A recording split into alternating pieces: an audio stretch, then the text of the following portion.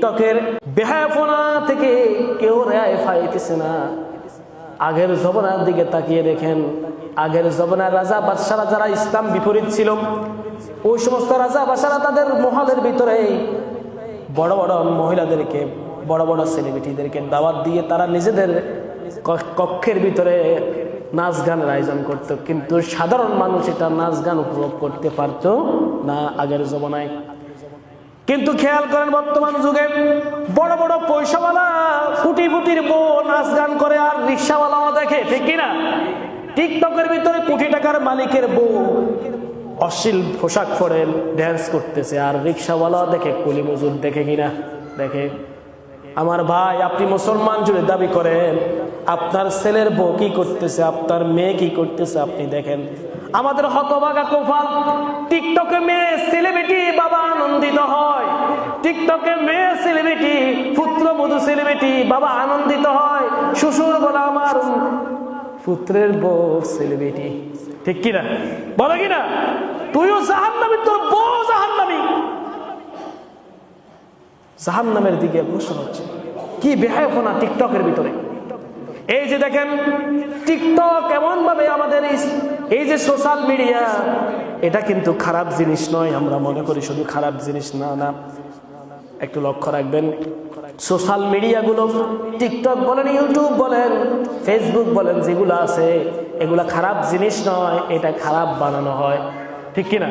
আপনি যদি ওই টিকটকের ভিতরে কোরআনের আয়াত ছাড়েন, কোরআন তেলাওয়াত করে ছাড়েন, ওয়াজগুলো ছাড়েন, তাহলে এটা কি খারাপ হবে? বরং যতজন শুনবে ততজনই সওয়াব হবে কিনা? হবে কিনা? অবশ্যই হবে। কিন্তু ওই সোশ্যাল মিডিয়াগুলোতে যদি আপনি জেনা ব্যভিচার অশ্লীল ভঙ্গি করে গান করেন, নৃত্য করেন, যতজন দেখবে ততজনের আমলনামায় গুনাহ হবে কিনা? হবে কিনা? আর যে ব্যক্তি অশ্লীলতা করেছে, যে ব্যক্তি আপনি শেয়ার করেছেন, গান আপলোড দিয়েছেন, জেনা ব্যভিচার আপলোড দিয়েছেন, অশ্লীলতা আপলোড দিয়েছেন, নিজে করেছেন, যতজনে দেখবে যতজনের গুনাহ হবে, প্রত্যেকের অংশ, এক একটা অংশ আপনার আমলনামায় গুনাহ লেখা হবে। নাউযুবিল্লাহ, নাউযুবিল্লাহ।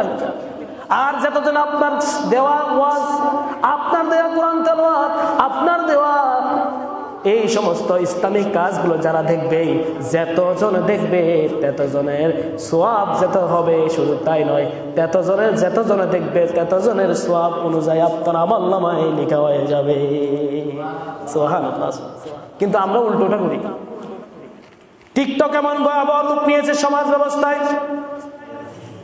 এই যে গত কিছুদিন আগে 11 বছরের একটা শিশু, যেটা বর্তমান সমাজে বলে 11 বছরের শিশু, মিডিয়ায় বলে 11 বছরের শিশু, তার মাকে নিয়ে ঢাকায় চলে গেল। তার মা, ওই মেয়েটার মা ক্যান্সারে আক্রান্ত, হসপিটালে ভর্তি করা হয়েছে। আর এদিকে মেয়ে, 11 বছরের মেয়ে, তার একটা গার্লফ্রেন্ড, বয়ফ্রেন্ড নিয়ে সেই বিভিন্ন জায়গায় কি 3 দিন পর্যন্ত নিখোঁজ হয়ে গিয়েছে। 3 দিন পর্যন্ত কি নিখোঁজ? ওই মেয়েটার আত্মীয় স্বজন সবাই নিখোঁজ সংবাদ দিল, মিডিয়াতে প্রচার করলো 11 বছরের শিশু নিখোঁজ। শেষমেশ ওই শিশুটা যখন পাওয়া গেল, তাকে জিজ্ঞাসা করা হলো, তুমি কোথায় গিয়েছো? সে বলতেছে, আমার বয়ফ্রেন্ডের সাথে ঘুরতে গিয়েছি। নাউযুবিল্লাহ। এখন বলেন, 11 বছর কি সে শিশু? সে কি শিশু রইল? সে আর শিশু? সে, তার বয়ফ্রেন্ড আছে, সে কিসের শিশু? তোমার সাথে পরিচয় কিভাবে? টিকটকের মাধ্যমে। তোমার কেন এই বয়সে তুমি এগুলো কেন করতেছো? আমার বাসায় ভালো লাগে না। নাউযুবিল্লাহ, বাসায় ভালো লাগে না। বর্তমান সমাজ ব্যবস্থায় 11 বছরের মেয়েকে শিশু বানিয়ে দিয়েছে, আর জেনা ব্যভিচার করার জন্য অবাধে লাইসেন্স দিয়ে দিচ্ছে। ফ্যান করে বিয়ে করলে, 11 বছরের মেয়ে খারাপ কাজ করলে, জেনা করলে, ব্যভিচার করলে, প্রেমিকের হাত ধরে করলে বাধা হয় না, জেনা করলে বাধা হয় না। কিন্তু 11 বছরের মেয়েকে যখন আপনি বিয়ে দিতে যাবেন, তখন একটি জিনিস বাধা দিবে, বাল্য বিবাহের নাম দিয়ে, ঠিক কিনা? কথা বলেন না, ঠিক না? সমাজে ক্যান্সার রূপ নিয়েছে এই বাল্য বিবাহ নাম দিয়ে, জেনার অবাধ চলে দিয়েছে। এই যে দেখেন, এই মেয়েটা বাবার সম্মান হানি করা হয়েছে, ঠিক কিনা? এই মেয়েটা, এই ছেলেটা আত্মীয় স্বজনের সম্মান হানি করেছে, ঠিক কিনা? দুনিয়াতে সম্মান হানি করেছে, আর আখেরাতে তো বরবাদ হয়ে করে দিয়েছে। ভাই, আপনার মেয়ে, আমার মেয়ে, আপনার ছেলে, আমার ছেলে এগুলা করতেছে, আমরা বাধা দিচ্ছি না। খোঁজও নিচ্ছি না। মোবাইল দিয়ে দিয়েছি, স্মার্টফোন মোবাইল দিয়েছি, সোশ্যাল মিডিয়াতে কোথায় কি করতেছে আমরা খোঁজ নিচ্ছি না। আপনার মেয়ে বসে বসে মাদ্রাসা পড়ুয়া হোক, স্কুল পড়ুয়া হোক, কলেজ পড়ুয়া হোক, ভার্সিটি পড়ুয়া হোক, আপনি কি দেখছেন কিনা আপনার মেয়ে দরজা বন্ধ করে দিয়ে আপনার মেয়ে কি করতেছে? আপনার মেয়ে কি করতেছে আপনি খোঁজটা নেন নাই? এই যে 11 বছরের মেয়ে অবাধ মেলামেশা, 3টা দিন তার বয়ফ্রেন্ডের সাথে খারাপ কাজে লিপ্ত ছিল।